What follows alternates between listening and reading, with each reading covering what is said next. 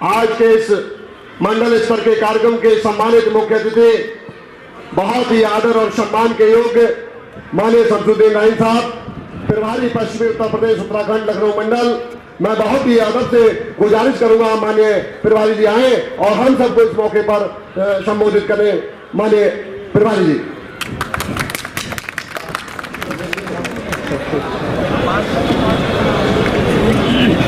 मैं सबसे पहले भारत के संविधान को बनाने वाले बाबा साहब B.R. अम्बेडकर साहब, बामशेर BS4 बहुजन समाज पार्टी के संस्थापक मानवर श्री काशीराम साहब को श्रद्धा सुमन अर्पित करते हुए आज 15 मार्च को जो हम लोग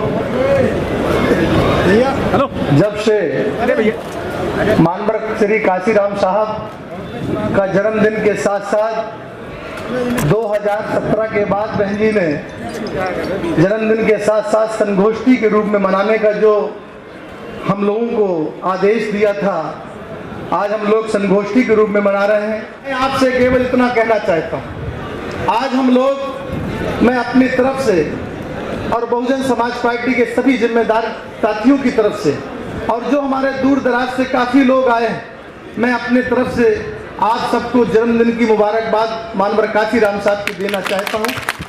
और दोस्तों, पार्टी के जिम्मेदार साथियों, जिस महापुरुष में मैं एक ऐसी जगह से झांसी का रहने वाला हूं, मानवर काशीराम साहब बहुत समय तक, लंबे समय तक झांसी आना हुआ। मैं केवल इतना कहना चाहता हूं, इस देश में अगर मानवर काशीराम साहब नहीं होते, अगर हमारे बीच में मानवर काशीराम साहब नहीं होते तो शायद इतना बड़ा परिवर्तन कभी नहीं हो सकता था, जितना बड़ा परिवर्तन मानवर काशीराम साहब ने इस देश में कराने का काम किया। वो किस तरीके से मानवर काशीराम साहब ने क्या किया? केवल गुलाम को गुलामी का एहसास कराया, गुलाम को गुलामी का एहसास कराया और ये कहा, ऐ मेरे दबे कुचले समाज के लोगों, तुम्हें जो वोट रूपी हथियार बाबा साहब ने दिया है, जो वोट रूपी हथियार तुम्हें बाबा साहब ने दिया है, अगर सही तरीके से सही इस्तेमाल कर लो तो तुम्हारी गुलामी मुक्ति हो जाए और गुलाम से तुम राजा बन सकते हो। ये एहसास कराया। मानवर काशीराम साहब को क्या जरूरत थी? धनो दीनावाना जी, दीनावाना जी ने मानवर काशीराम साहब को बाबा साहब के बारे में बताया और मानवर काशीराम साहब ने बड़ी संजीदगी से लेते हुए पूरे देश में जब उन्होंने बाबा साहब, क्योंकि आज मानवर काशीराम साहब के लिए है, संगोष्ठी है, हम पूरा जो भी अपने अल्फाज होंगे वो सब साहब के लिए कहेंगे। साहब काशीराम साहब ने जब बात को सुना और सुनते ही पूरे देश के अंदर ऐसी लहर, ऐसी जगन, पूरा जीवन अर्पण कर दिया और जीवन में केवल 4 नारे दिए। 4 नारे दे के उन्होंने पूरे समाज को गुलामी का एहसास करा दिया और कह दिया, ऐ मेरे दबे कुचले समाज के लोगों, तुम बहुत कुछ जानते हो, तुम बहुत कुछ समझ सकते हो, तुम्हें केवल एक बात ध्यान रखना होगा कि एक नारा, पहला नारा दिया था, जिसकी जितनी संख्या भारी उसकी उतनी हिस्सेदारी। दूसरा नारा दिया था, जो बहुजन पे राज करेगा वो इस देश पे राज करेगा। तीसरा नारा दिया था कि वोट हमारा, राज तुम्हारा, नहीं चलेगा, नहीं चलेगा। और पिछड़ों को नारा दिया था, ऐ मेरे पिछड़े समाज के लोगों, तुम्हें जो बाबा साहब B.R. अम्बेडकर बाबा साहब ने जो अधिकार दिया, तुम सही माने में अपने अधिकार को जानने लगो, तुम भी हमारे साथ शासक बन सकते हो। पिछड़ों की लड़ाई लड़ने वाले मानवर काशीराम साहब, दलितों की लड़ाई लड़ने वाले मानवर काशीराम साहब, अक़लियत समाज के लिए लड़ाई लड़ने वाले मानवर काशीराम साहब ने पूरे देश के अंदर, कहां से, कश्मीर से लेके कन्याकुमारी तक, कश्मीर से लेके कन्याकुमारी तक साइकिल चला के और इस तरीके से पूरे देश में जाने का काम किया और गुलाम को गुलामी का एहसास कराया। तब जाके इतना बड़ा बहुजन समाज तैयार हुआ। जब बहुजन समाज तैयार हुआ और मानवर बाबा साहब ने जो बात कही थी कि हमें पढ़े लिखे लोगों ने धोखा दिया, जब ये बाबा साहब ने कहा था कि पढ़े लिखे लोगों ने मुझे धोखा दिया, मानवर काशीराम साहब ने भी सोचा कि जो बाबा साहब का सोची और अधूरा काम था वो अब इस देश के अंदर हम करेंगे। मानवर काशीराम साहब ने सबसे पहले किसके साथ काम किया? पढ़े लिखे बामसेब को तैयार किया, पढ़े लिखे लोगों को तैयार किया।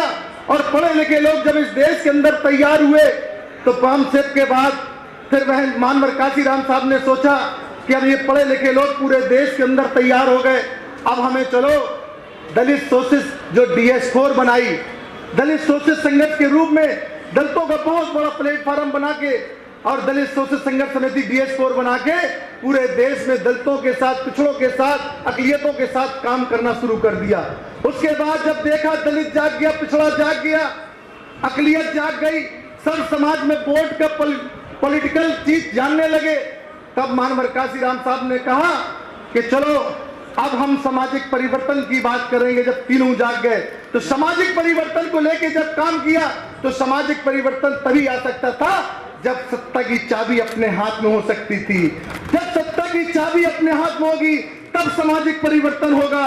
तब सत्ता के लिए 14 अप्रैल 1984 में मानवर काशीराम साहब ने बहुजन समाज का गठन किया। जब बहुजन समाज का गठन हुआ तो लोग कहते थे कि ये क्या सामाजिक परिवर्तन की बात करेंगे, क्या राजपाट की बात करेंगे, ये तो न तो तन पे कपड़े हैं, न पहनने के लिए चप्पल है, न जूते हैं, ये क्या सामाजिक परिवर्तन की बात करेंगे। लोग एजेंट कहते थे, लोग कहते थे ये एजेंट है, लोग कहते थे ये एजेंट है, इस तरीके से ये दलाल है, एजेंट है, ये समाज को लूट के भाग जाएंगे। लेकिन मानवर काशीराम साहब कभी उस तरफ ध्यान नहीं करते थे कि उनका काम वो जाने और हमारा काम हम जाने। मानवर काशीराम साहब बढ़ते गए, लेकिन धन उनके साथ कंधे से कंधा मिलाकर इस देश की शेरनी बहन नहीं, पूरी दुनिया में सातवें पैदान पर जानी जाती बहन कुमारी मायावती जी ने अपना भी जीवन मानवर काशीराम साहब के लिए और इस मिशन और मूवमेंट के लिए साथ कंधे से कंधा मिला के चल दी। जब बहुजन समाज पार्टी का गठन हुआ और मानवर काशीराम साहब ने इस चीज का एहसास कराया, पहली बार जो लोग कहते थे कि ये राजनीतिक दल सामाजिक परिवर्तन की बात करते हैं, ना ये 3 में है ना 13 में है, क्या कहते थे, ना 3 में है ना 13 में है, ये किस चीज का सामाजिक परिवर्तन करेंगे। मानवर काशीराम साहब ने जब पॉलिटिकल प्लेटफॉर्म खड़ा किया, बहुजन समाज के लोग जानने लगे। जब पहली बार 89 में हमारी बहन कुमारी मायावती जी, हमारी नेता, पहली बार सांसद बनकर आई और लाखा जी बनकर आए पंजाब से, और आजमगढ़ से रामकृष्ण यादव जी जब बनकर आए सांसद, और उसी समय उसके पहले चुनाव विधानसभा का हुआ था तो 13 MLA भी जीत कर आए थे। तो 13 MLA और 3 सांसद जब जीत कर आए तो बोर्ड क्लब की मानवर काशीराम साहब ने बैठक बुलाई थी, और उस बोर्ड क्लब की बैठक में अपनी स्पीच में मानवर काशीराम साहब ने कहा था, ऐ मेरे देश के जो लोग, गुमराह समाज के लोगों, जो कांग्रेस के लोग या कोई भारतीय जनता पार्टी तो इतनी ताकत में नहीं थी, ना ही इतना दल था, कहते थे ये कांग्रेस के लोग कहते थे 3 में ना 13 में, आए मेरे कांग्रेस के लोगों देख लो, आप 3 सांसद भी हैं, 13 MLA भी हैं, हम 3 में भी हैं और 13 में भी हैं। इसलिए 89 में एहसास करा दिया था, एहसास 89 में करा दिया था कि हम 3 में भी हैं, 13 में भी है, तुम हमें कैसे नजरअंदाज कर सकते हो। जब 3 की गिनती आई, ऐ मेरे पिछड़े समाज के लोगों, जब 3 की गिनती आई तो 3 की गिनती इतनी भारी बनकर आई कि अलमत की सरकार थी। जब अलमत की बीपी सिंह की सरकार देश में थी, बीपी सिंह जी को यह लगता था कब ये सरकार कल गिरती कि आज गिरती। मानवर काशीराम साहब के पास संदेश पहुंचाया, मानवर काशीराम साहब से कहा कि आपके पास 3 सांसद हैं, आप हमें समर्थन दे दो, हमारी सरकार बचा लो, और जो भी मंत्रालय चाहो हम आपको मंत्रालय देने के लिए तैयार हैं। मानवर काशीराम साहब ने कहा हमें कोई मंत्रालय की जरूरत नहीं है, हमारी तो 3 शर्तें हैं, आप मान लो, हम आपको समर्थन वैसे देना चाहते हैं। कह ले क्या शर्त है? कह लगे मानवर काशीराम साहब ने कहा कि पहली शर्त हमारी ये है कि जिस देश का सबसे बड़े देश का, भारत का संविधान बनाने वाले बाबा साहब बी आर अम्बेडकर हैं, आज तक उनको भारत रत्न की उपाधि नहीं दी गई है। हमारी पहली मांग है, हमारे महापुरुष ने जिस बाबा साहब ने वोट का अधिकार हमें दिलाया है, उसी वोट से हमारे 3 सांसद बनकर आए हैं। हमारी पहली मांग है, जिस महापुरुष ने वोट का अधिकार दिलाया है उनको भारत रत्न की उपाधि दी जाए, पहली शर्त। कह लगे दूसरी शर्त क्या है? कह लगे दूसरी शर्त ये है कि दूसरी शर्त हमारी कि जो पिछड़े समाज के लोग, आर्थिक जो पिछड़े समाज के लोग, पाल, प्रजापति, जाट, गुजर, बहुत पिछड़ी समाज की जाति जो मुसलमान में भी होती हैं, वो पिछड़े समाज के लोगों का जो मंडल कमीशन 1980 से रिपोर्ट आ चुकी है, 1980 से रिपोर्ट आने के बाद इस कांग्रेस की नीति और नीयत ठीक नहीं थी। हम मंडल कमीशन की रिपोर्ट लागू कराना चाहते हैं, जिसमें ओबीसी जो पिछड़े समाज का मंडल कमीशन की रिपोर्ट लागू हो जाएगी। दूसरी शर्त हमारी है। कह लगे तीसरी शर्त क्या है? कह लगे तीसरी शर्त ये है कि इस देश के अंदर जो भारतीय जनता पार्टी ये इस देश के अंदर जो दहशत का माहौल बनाना चाहती है, रथ यात्रा निकाल के हिंदू और मुसलमान को लड़ाना चाहती है, हमारी तीसरी मांग ये है कि रथ यात्रा को रोकी जाए, ये भाईचारा बिगड़ नहीं पाए। जब 3 शर्तें रखी तो बीपी सिंह जी ने कहा कि चलो मैं आपकी शर्त मानता हूं, बाबा साहब को भारत रत्न की उपाधि देता हूं, लेकिन आप ये बताओ दूसरी शर्त जो मंडल कमीशन लागू करने से आपको क्या लाभ होगा? तब मानवर काशीराम साहब ने और बहन जी ने कहा कि जिस दिन आपने मंडल कमीशन लागू कर दिया तो जो इस देश का पिछड़ा समाज है, पाल, प्रजापति, कश्यप, जाट, गुजर और जितनी भी मुसलमान पिछड़ी जाति में आए, जिस दिन मंडल कमीशन लागू हो गया उनको उसका अधिकार मिल जाएगा। वो आर्थिक रूप से, राजनीतिक रूप से, शैक्षिक रूप से तैयार हो जाएंगे। जब पिछड़ा समाज खड़ा हो जाएगा, तैयार हो जाएगा, तो दलित भी खड़ा है तो सामाजिक परिवर्तन अपने आप आसानी से हो जाएगा। इस बात को जब इस बात को रखा तो बीपी सिंह जी ने कहा कि वाकई आप पुरुष ही नहीं, आप महापुरुष हैं कि आपने इतनी बड़ी बात को दूरदृष्टि से सोचा कि सामाजिक परिवर्तन करने के लिए पिछड़े समाज को उठाना जरूरी है। इसलिए पिछड़ा उठेगा, दलित उठेगा तो इस देश का सामाजिक परिवर्तन अपने आप हो जाएगा। तो ये वो लड़ाई है।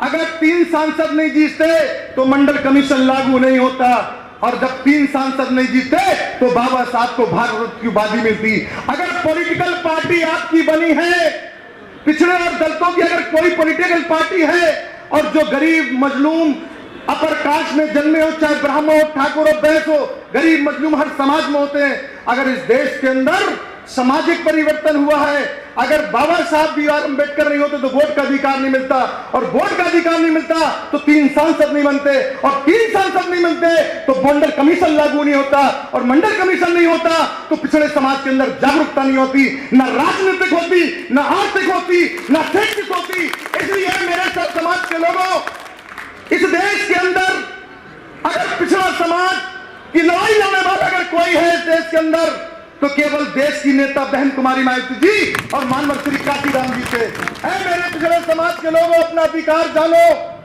दलित तो जागा है, क्योंकि इसलिए जागा है दलित समाज के लोग कि जब 2014 में सारी एजेंसी भारतीय जनता पार्टी ने हायर कर ली थी, जितनी भी प्रचार की एजेंसी होती है सारी हायर कर ली थी। हर हर मोदी, घर घर मोदी, अच्छे दिन, भ्रष्टाचार, महंगाई दूर, 15 लाख सारे वादे कर लिए थे।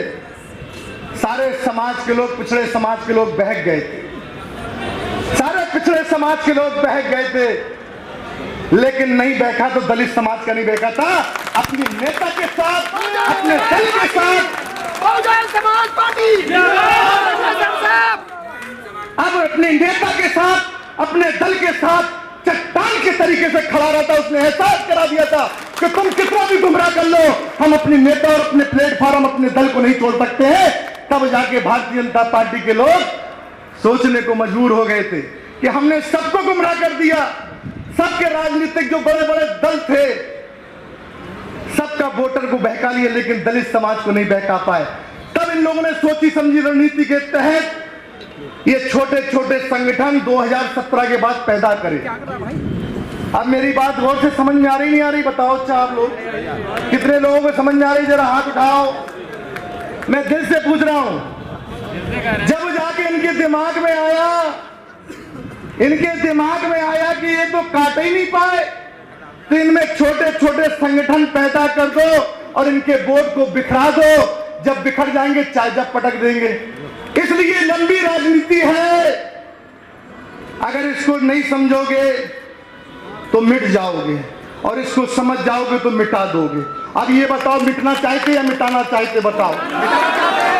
इस ताकत के साथ, इस बल के साथ जब छोटे छोटे संगठन तैयार किए, बीएसपी को कमजोर करने की सियासत करी, लेकिन धन हो ऐ मेरे दलित समाज के लोगों और जो मिशन के रूप में पिछड़े समाज के लोग, अगलियत समाज के लोगों, तुम कभी नहीं बैठे। तुमने अपना राजनीतिक प्लेटफॉर्म, अपनी लड़ाई लड़ने वाली नेता, हम सब की मसीहा मानवर काशीराम साहब को सोचा कि नहीं, ये प्लेटफॉर्म अगर वाकई सही मायने में मानवर काशीराम साहब को मानने वाले हैं आप लोग हो, तो उनका बनाया हुआ बहुजन समाज पार्टी की है, उनकी बनाई हुई बहुजन समाज पार्टी है। इसको संभाल लो, इसको सजा लो, इसको समेट लो। अगर जो बिखर है उनका दिल बड़ा करके उनको भी कलेजे से लगा लो और कह दो कि ये सामाजिक परिवर्तन की लड़ाई है, ये राजपाट की लड़ाई है, ये गुड्डो गड़ियों का खिलौना नहीं है कि जो चाहा चब जाके तोड़ दिया, चब जाके नया खरीद लिया। ये प्लेटफॉर्म है, बड़ी मुश्किलों से खड़ा होता है। ये प्लेटफॉर्म बड़ी मुश्किलों से खड़ा हुआ है। ये प्लेटफॉर्म बड़ी मुश्किलों से कैसे खड़ा हुआ है कि पूरा जीवन इस मिशन में बाबा साहब ने अपने परिवार को नहीं देखा, पूरा जीवन लगा दिया। मानवर काशीराम साहब ने पूरा परिवार नहीं बसाया और अपना बसा हुआ परिवार भी, जो माँ बहन भाई बहन, तो किसी को सबको छोड़ दिया। और आज हमारी नेता बहन कुमारी मायावती जी ने, किस बहन बेटी की इच्छा नहीं होती हमारा परिवार बसे? किस बहन बेटी की इच्छा नहीं होता हमारा परिवार नहीं बसे? लेकिन बहन जी ने अपना जीवन पूरा अर्पण इस मिशन और मूवमेंट में लग गया। इसलिए इस मिशन को कोई भी ठेस पहुंचाने की कोशिश करेगा वो कभी कामयाब नहीं हो पाएगा, ये मैं दावे के साथ कह सकता हूं, क्योंकि ये कुर्बानी का मिशन है, ये कुर्बानी का मिशन है और कुर्बानी कभी बेकार नहीं जाती है, याद रखिए। बहुजन समाज पार्टी जिंदाबाद। कुर्बानी कभी बेकार नहीं जाती। जब मैं इस पश्चिमी यूपी में आया, मैं बिजनौर में गया, बुलंदशहर में गया, नोएडा में भी आया, तो बिजनौर में के लोग तो ये कह रहे थे कि बहन जी को मैंने यहां से जब नदी पार होती तो मैंने कैसे कराते थे, मैं इनके घर में यहां बैठते थे। जब मैंने उनका संघर्ष को देखा बहन जी को, मुझे भी ऐसा लगा कि ऐसे सामाजिक परिवर्तन नहीं हो सकता। और उस सामाजिक परिवर्तन की शुरुआत बिगड़ राजनीतिक दल के नहीं होती है। और वो कैसे, आप ये बताओ, 3 बार सरकार लंगड़ी बताई, बनाई कि नहीं बनाई? जो लोग सन 84 के पहले जो बाबा साहब को मिटाना चाहते थे, बाबा साहब का नाम मिटाना चाहते थे, कोई नाम ही नहीं रहे। 1995 में 5 जून 1995 को बहन जी की जब सरकार बनी, बहन जी ने पहला जीओ पास किया कि जो बाबा साहब को मिटाना चाहते थे, जिस बाबा साहब ने वोट का अधिकार दिलाया, संविधान में संविधान बनाया, बाबा साहब के नाम से जितने भी प्रस्ताव पारित करके कैबिनेट में, और एक ग्राम विकास, अंबेडकर ग्राम विकास के नाम से गांव बसा दिए। और जो भी भूमि सरकारी थी, जो पड़ी थी सरकारी, उस छोटी छोटी भूमि में बाबा साहब का एक पार्क बना के स्टेचू बना दिया कि तुम कहां तक मिटाओगे, हम हर गांव में अंबेडकर पैदा कर देंगे। ये बहन जी ने सोच करी। उसके बाद 2 बार लंगड़ी सरकार रही। लंगड़ी सरकार में कोई भी आदमी इतना फुल फ्रेश होकर काम नहीं कर पाता। लेकिन जब 5 साल की सरकार, तो भाई मैं बोर तो नहीं हो रहा हूं, मैं ज्यादा तो नहीं बोल रहा हूं, तो भाई पीछे वाले बोर तो नहीं हो रहे कहीं आप लोग? नहीं तो आप सोच रहे हो कि जाहिर साहब तो जाना है। नहीं, अगर आप कहो तो हम थोड़ा और बोले। कितने लोग सुनेंगे बताओ? है नहीं, 2 घंटे तो बहुत हो जाएंगे, फिर धूप भी हमारे और घर आ जाएगी, लेकिन बैठ वो होता था। इसलिए है मेरे, जब बहन जी ने 2007 में कैसे सरकार बनाई, उस फार्मूले को समझो। आप उस फार्मूले को समझ लोगे तो फिर दोबारा सरकार बना लोगे। मैं अपनी बात कोई नहीं कहता हूं, मैं जो भी कहता हूं बहन जी की और मानवर काशीराम साहब की बताई हुई बातों को बताता हूं। मानवर काशीराम साहब ने जो सामाजिक परिवर्तन किया था, उसको बढ़ाने काम बहन जी ने कैसे किया। जिस राजनीतिक दल से हम लोग समझौता करते थे, अब मेरी बात गौर समझना, मैं कहां लेके जा रहा हूं तुम्हें। जिस राजनीतिक लोगों से मैं समझौता हमारे दल के लोग करते थे, हमारी नेता करती थी, किस राजनीतिक दल से हम समझौता करके हम अपनी सरकार बना लें। और बहन जी ने सरकार बनाई, लेकिन समझौते की सरकार में हम ज्यादा दिन नहीं चल सकते, क्योंकि हमारी विचारधारा में और उनकी विचारधारा में जमीन और आसमान का फर्क है। जब बहन जी ने कहा गठबंधन की सरकार 2002 की बनी और बनने के बाद बहन जी ने कहा, जैसे ही सरकार चल रही थी, भारतीय जनता पार्टी के बड़े नेता बोले कि बहन जी आज लंच हम आपके साथ करेंगे, आप हमारे साथ कर लीजिए। दोनों बड़े नेताओं ने कही लंच और डिनर की दावत दी, तो बहन जी ने कहा ये लंच और डिनर की दावत दे रहे, इसका मतलब इनका कोई ना कोई स्वार्थ जरूर है। बहन जी ने कहा कि भाई लंच और डिनर क्यों कर रहे हैं, एक ही समय में लंच कर लो या डिनर कर लो। बहन जी ने डिनर किया, डिनर करते ही बहन जी ने कही भाई आपका एजेंडा क्या है। उन्होंने कहा कि हमारा एजेंडा ये है कि हम ये चाहते आप प्रदेश में राज करो और हम देश में राज करें।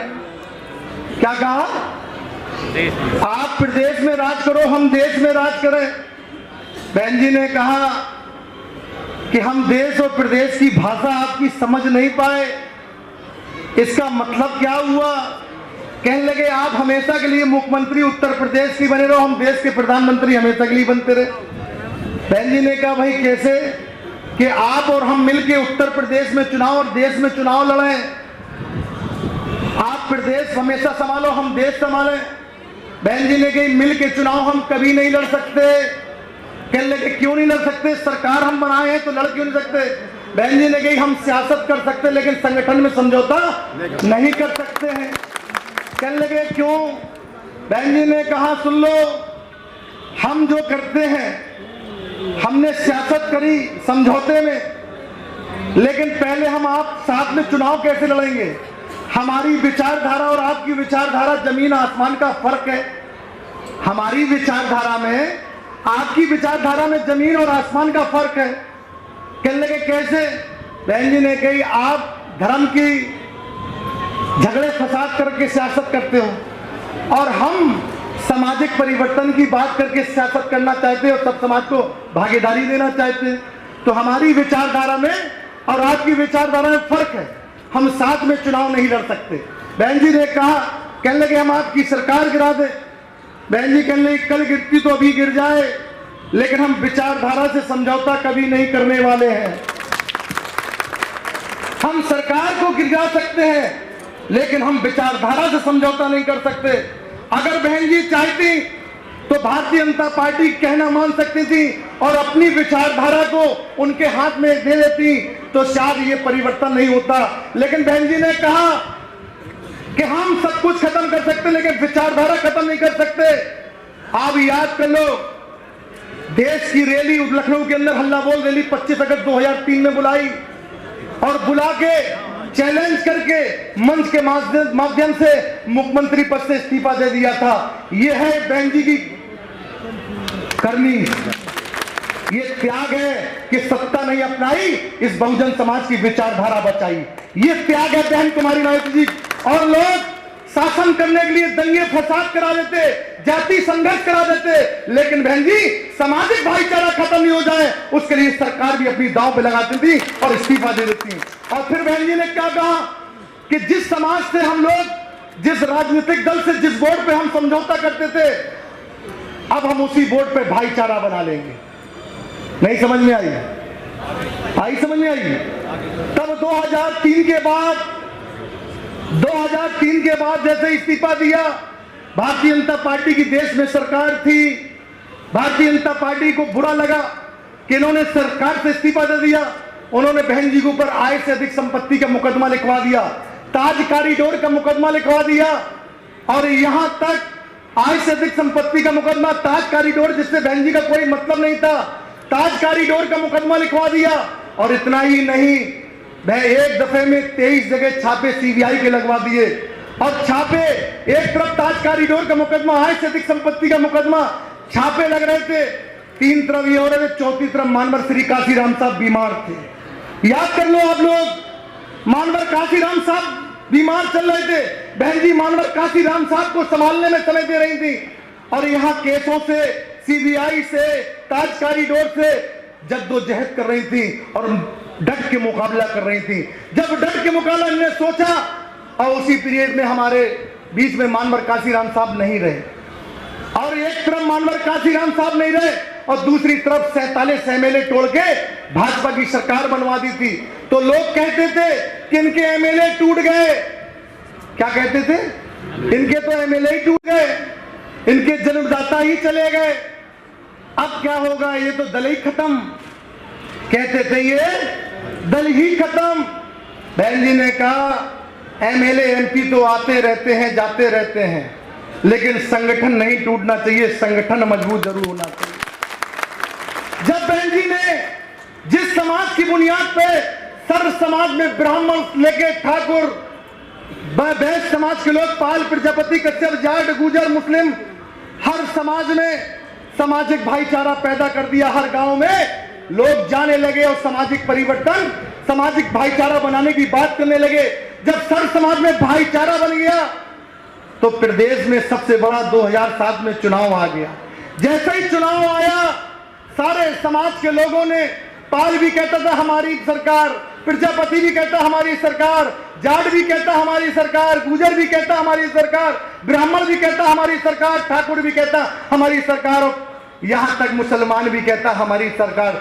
जब सर्व समाज के लोग कहने लगे हमारी सरकार, तो उत्तर प्रदेश में सबसे बड़े, देश के सबसे बड़े प्रदेश में फुल फ्रेश की सरकार बहन कुमारी मायावती जी ने बनाई। जब सरकार बनाई तो सरकार के बनते हुए बहन जी ने एक संदेश दे दिया। बहन जी ने कहा ये सरकार, ये हिंदू और मुसलमान की नहीं है, ये सरकार सर्जन हिताय। जरा भाई बताओ, कस के बताओ, जब तो मुझे समझ आई, काय की सरकार? सर्जन हिताय, सर्जन सुखाय के आधारित पे सरकार। जितने भी गुंडे और अपराधी थे, बहन जी ने कह दिया या तो प्रदेश के बाहर, नहीं तो जेल के। तो आप समझ सकते, फिर तीसरा बहन जी ने कहा जब बाहर जाओ या भीतर, नहीं तो किसी गुंडे और अपराधी की हैसियत नहीं हुई कि बीएसपी की सरकार में किसी बहन और बेटी की इज्जत और आबरू को देख लेता, या जमीन और जायदाद पे कब्जा कर लेता, या किसी को नाजायज सजा लेता। जब ये सरकार बनी और फिर बहन जी ने क्या काम किया, सर्व समाज को मंत्री बना दिया। आप इस मंच पे देख लो, ब्राह्मण भी है, ठाकुर भी है, पाल, प्रजापति, कश्यप, जाट, गुजर, मुस्लिम, सारे समाज के लोग इस मंच पर बैठे कि नहीं बैठे? बताओ, ये सामाजिक परिवर्तन नहीं है तो क्या है? बताओ क्यों भाई, ये क्या है सामाजिक परिवर्तन? जो साहब काशीराम साहब से कहा करते थे कि आप अपर कास्ट के खिलाफ हो, तो मानवर काशीराम साहब कहा करते थे कि मैं किसी के खिलाफ नहीं हूं, मैं चाहता हूं उठे हुए लोग थोड़ा सा झुक जाएं और झुके हुए लोग थोड़ा सा। क्यों भाई, मेरी बात समझ में आ रही नहीं आ रही? उठे हुए लोग थोड़ा सा झुक जाएं, दिल बड़ा कर ले, और झुके हुए लोग थोड़ा सा, जब झुके और गिरे लोग उठ जाएंगे तो सामाजिक परिवर्तन अपने आप, ये स्थिति जो ऐसे है वो ऐसे हो जाएगी शाम। और उसी को कहते थे मानवर काशीराम साहब कि हम तो सामाजिक परिवर्तन करने आए, हम इस देश के अंदर सामाजिक परिवर्तन करके ही सत्ता को अपनाने आए हैं और सर्व समाज को भागीदारी देने आए। जब सरकार बनी, अब समझ लो, क्यों भाई 15 से 20 मिनट और सुन लोगे नहीं सुन लोगे? क्योंकि हमें बताना जरूरी है, क्योंकि आप लोग अगर खड़े हो तो हमें बताना भी जरूरी। जब सरकार बनी, जब बहन जी ने सरकार बनाई, सर्व समाज को, पाल, प्रजापति, कश्यप, जो थोड़े थोड़े समाज, सैन्य समाज, उनको भी बहन जी ने एमएलसी, राष्ट्र प्रधान परिषद और मंत्री बना के भागीदारी, क्योंकि ये समाज ये नहीं कहे कि हमारी समाज की भागीदारी नहीं तो हम चुनाव नहीं लड़ पाते, बहन जी ने उनको भी मंत्री बनाने का काम किया। जब ये काम हुआ, फिर मानवर काशीराम जी के नाम से बहन जी ने सोचा कि हमारे जन्मदाता नहीं रहे पार्टी के, अब उनके नाम से गरीबों और मजलूमों को मकान दे दिए जाए। मानवर शहरी काशीराम योजना के तहत देश की सबसे बड़ी जितनी भी सरकारें रही, देश की सबसे बड़ी अगर कोई योजना थी जो घर बसाने की, तो मानवर शहरी काशीराम योजना थी। बहन जी ने मानवर काशीराम साहब योजना के तहत हर जिले के अंदर, हर विधानसभा के अंदर 1000 से 1500 मकान दिए। जब 1000 से 1500 मकान दिए तो उसमें रहने वाले कोई अमीर नहीं थे। कौन लोग थे बताओ आप? गरीब और बेसहारा लोग थे। जब वो लोग थे, जब उन मकानों में रहने लगे, लोगों ने कही ये बस बीएसपी की सरकार में हमें मकान मिल गए। और बहन जी ने कहा कि जिस तरीके से अमीरों के घर में लाइट पानी बिजली दिया जाता है, उसी समय तक इन गरीबों के मकान में भी लाइट पानी बिजली दिया जाएगा और इनको 1 रुपए की रजिस्ट्री करके 1 रुपए का मालिक बनाया जाएगा। लाइट पानी फ्री, और तब उसके बाद 1 रुपए में रजिस्ट्री आपको मकान मालिक बना दिया। तब विरोधियों ने सोचा कि 50 से 60 हजार वोट तो बीएसपी का हर विधानसभा में है। अब मेरी बात गौर से समझना, 50 से 60 हजार वोट तो हर विधानसभा में है। अब ये 15,000 वोट और खड़ा हो गया, जो सर समाज का वोट और मिल जाएगा। नहीं समझ में आई? क्या है कि 15,000 वोट और मिल जाएगा तो इनका 75,000 हो जाएगा। फिर उत्तर प्रदेश में हमेशा सरकार बीएसपी की बनती रहेगी। उन्होंने सोचा, विरोधियों ने क्या किया, फिर बहन जी ने कहा कि जिस समाज को मिटाना हो उसका इतिहास मिटा दो। नहीं समझ में आई? जिस समाज को मिटाना हो उसका इतिहास मिटा दो। बहन जी ने अपने 5 साल की सरकार में ये ग्रेटर नोएडा से लेकर नोएडा, ये आप महापुरुषों के जो देख रहे हो, ये किसकी सरकार में बने बताओ? ये आज कायाकल्प नोएडा को देख रहे हैं, किसकी सरकार में? आप ये देखो बहन जी ने क्यों सोचा, उसका भी समझ लो, लॉजिकल है, उसका भी लॉजिकल है। बहन जी ने कहा, इस देश के दबे कुचले पिछड़े समाज के लोगों, तुम जब दिल्ली की राजधानी में आओगे तो तुम्हारा इतिहास दिल्ली में नहीं होगा, दिल्ली से लगा हुआ नोएडा है। चलो तुम्हारा इतिहास हम यहां खड़ा कर दें, जिससे दिल्ली में यहां आ जाओ। फिर बहन जी ने कहा कि प्रदेश के लोगों के लिए दिल्ली बहुत दूर पड़ती है, चलो थोड़ा इतिहास तुम्हारा लखनऊ में खड़ा कर दें, जिसमें तुम इस इतिहास से प्रेरणा लोगे। क्योंकि जिस समाज को मिटाना हो उसका इतिहास मिटा दो, उसे मिटाने की जरूरत नहीं पड़ेगी, वो अपने आप मिट जाएगी। आपका इतिहास पिछड़े समाज के लोगों का खड़ा कर दिया, दलित समाज का इतिहास खड़ा कर दिया। और इसके साथ साथ बहन जी ने सोचा कि अपर कास्ट समाज के लोग कहेंगे ये दलितों और पिछड़ों कर दिया, हमारे लिए क्या किया। बहन जी ने शकुंतला मिश्रा के नाम से लखनऊ में यूनिवर्सिटी बना दी। बहन जी ने कही अपर कास्ट के साथ मुस्लिम कहेंगे हमारे साथ क्या किया। मुस्लिम को शिक्षा की जरूरत थी, अरबी फारसी बोर्ड का गठन किया, और अरबी फारसी बोर्ड का गठन करके लखनऊ में 315 एकड़ की जमीन पे, जहां 1 एकड़ जमीन नहीं ले सकते, वहां मुस्लिम समाज के लिए अरबी फारसी का बोर्ड गठन करके यूनिवर्सिटी बना दी, जहां शिक्षा फ्री मिले। तभी सर समाज के लोगों ने एक संदेश पहुंच गया कि अब तो सर समाज बीएसपी के साथ जुड़ने लगा। तब इन्होंने कहा कि ये पत्थरों की सरकार, क्यों भाई, कहा कि नहीं कहा, ये बताओ क्या कहा, ये पत्थरों की सरकार है। ये आरोप लगाया। अरे ये रोड जो लखनऊ तक जा रहा है, ये किसकी देन है?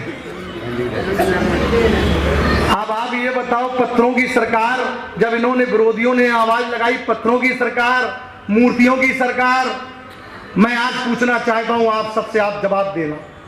आप इस देश के अंदर कांग्रेस की हुकूमत 50 साल रही कि नहीं रही?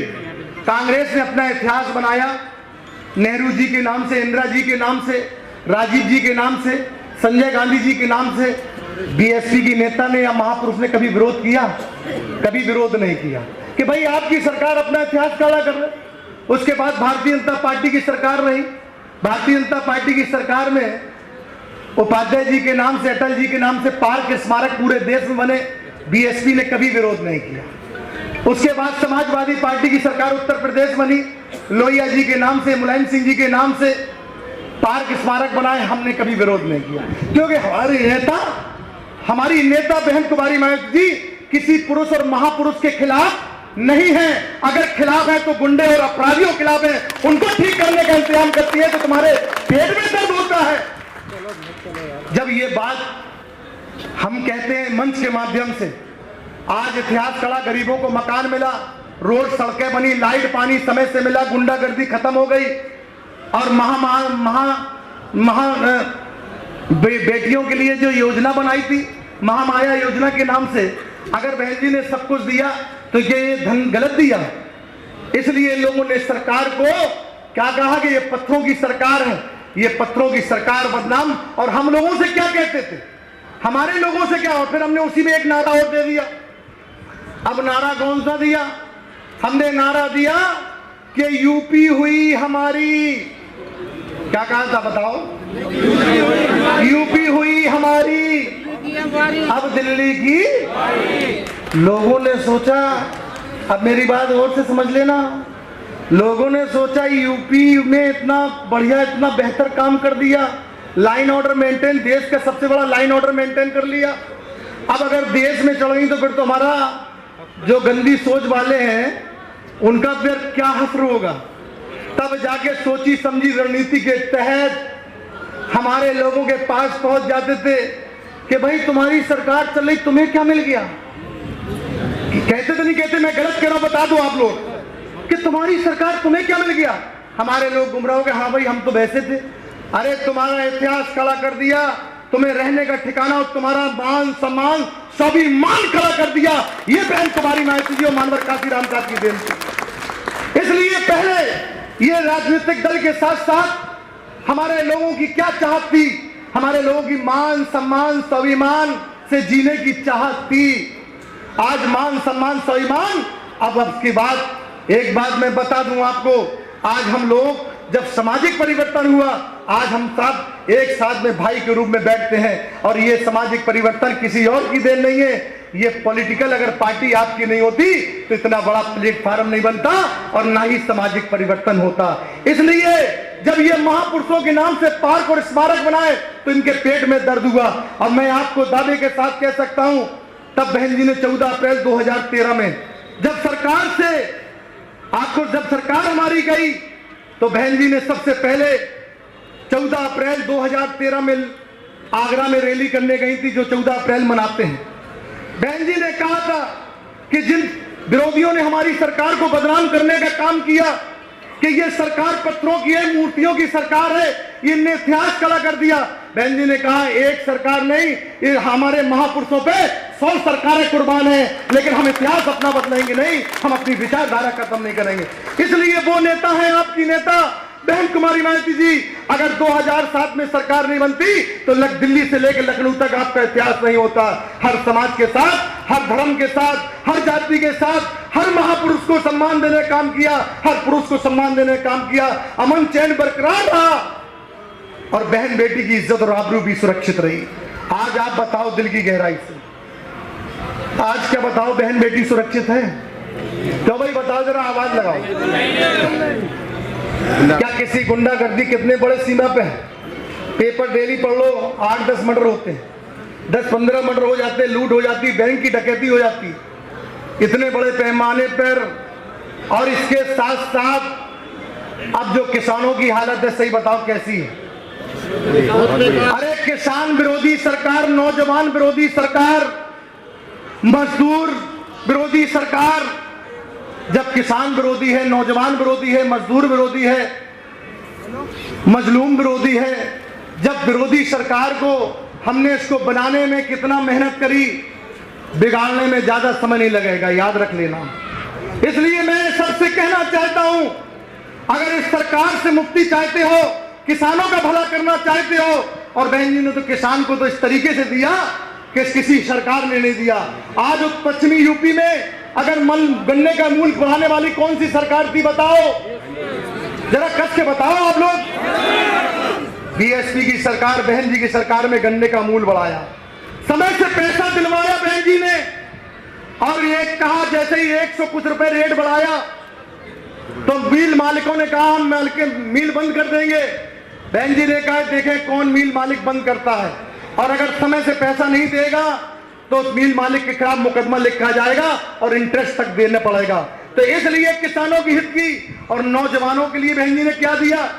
नौजवानों को जितनी बैकलॉग खाली था आजादी के बाद, चाहे पिछड़े समाज के लोग हों, याद रख लो, मैं आपको अपनी आप की बात बता रहा हूं, मेरी कोई हैसियत नहीं है, लेकिन जो मैंने देखा वो मैं बता रहा हूं। बहन जी ने आजादी के बाद अगर उत्तर प्रदेश में पिछड़े समाज का अगर बैकलॉग पूरा किया तो बहन कुमारी माई जी ने अपनी सरकार में पिछड़े समाज का बैकलॉग पूरा किया, जो नौकरियों में भागीदारी पाई। आज पिछड़ा समाज कहां है? मैं पिछड़े समाज के साथ साथ अब मुस्लिम समाज से भी कहना चाहता हूं, मुस्लिम समाज के लोगों, ये भारतीय जनता पार्टी समाजवादी पार्टी केवल हिंदू और मुसलमान पर सियासत करती है। इनकी सरकार में दंगे और फसाद हो जाते हैं, लेकिन बहुजन समाज पार्टी की सरकार में कोई दंगा फसाद हुआ तो बता दो। ये दंगे होते नहीं है, क्यों भाई जरा बताओ?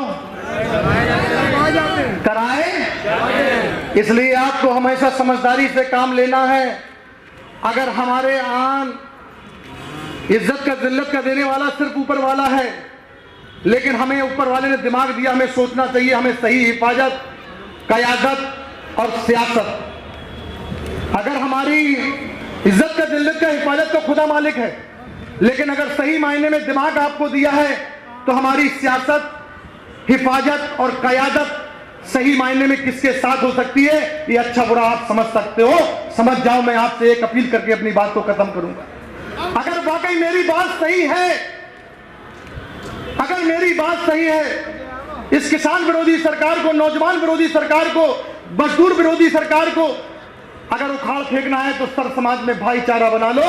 हिंदू और मुसलमान, पाल, प्रजापति, कश्यप, जाट, गुजर, सर समाज के लोग एक हो जाओ, इनकी दुकान अपने आप। तो भाई जरा बताओ, कितने लोग दुकान बंद करना चाहते, जरा हाथ उठाओ। अगर बंद करना चाहते हो दुकान तो सब एक हो जाओ। जिस दिन एक हो जाओगे इनकी दुकान अपने आप। तो मैं अपनी इसी आशा के साथ समाज को जोड़ने में अपना दिल और दिमाग लगा दो और सर समाज में भाईचारा बना लो, और सामाजिक परिवर्तन तभी कहलाएगा जब उत्तर प्रदेश में 5वीं बार बहन कुमारी माइती जी को मुख्यमंत्री बना दो। मैं इसी आशा विश्वास साथ अपनी बारी को विराम देते हैं। जय भीम, जय भारत, खुदा हाफिज।